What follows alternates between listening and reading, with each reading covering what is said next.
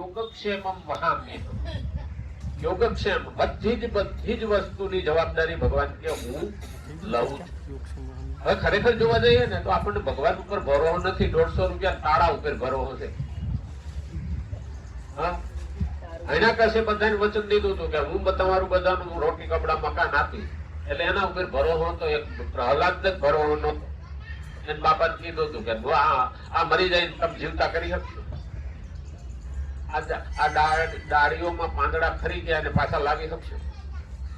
એ હરણાકસ કરી શકે નહીં. એમ આપણે પણ એ ધ્યાન રાખવું જોઈએ. અનન્ય ચિંતયંતો મામી આજને પર્યુપાસતે. 22મો શ્લોક 9મો અધ્યાય રાજવિદ્યા રાજગુહ્યમ. પણ એટલી ભક્તિ ભાવ આપણામાં આવવો જોઈએ. જે નરસિંહ મહેતામાં હતો, નામદેવ, તુકારામ, એકનાથ, મુક્તાબાઈ, ગોરા કુંભાર, આ બધાને હતો વિશ્વાસ, હતો શ્રદ્ધા હતી. આપણને વિશ્વાસ નથી. કારણ કે અમે તો રાખીએ જ છીએ, અંધશ્રદ્ધા રાખીએ, શ્રદ્ધા તો રાખતા નથી. હવે બેનો દહીં મેળવે ને રાતે તો એમને આટલું તો દોડીએ. ભક્તિ શેના માટે?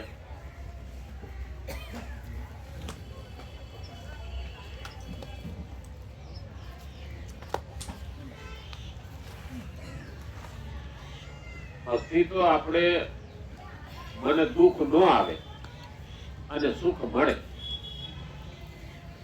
એમ જ આપણે પહેલું કહીએ છીએ. કોઈ દુઃખ ગમતું નથી.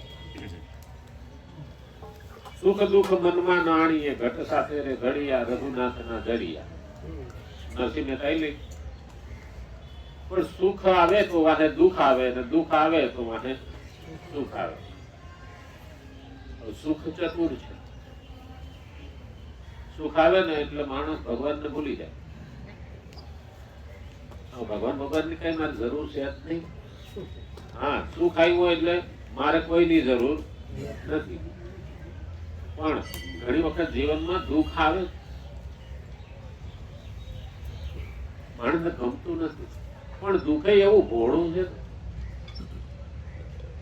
કે ભગવાનને ભેગું લઈને આવે.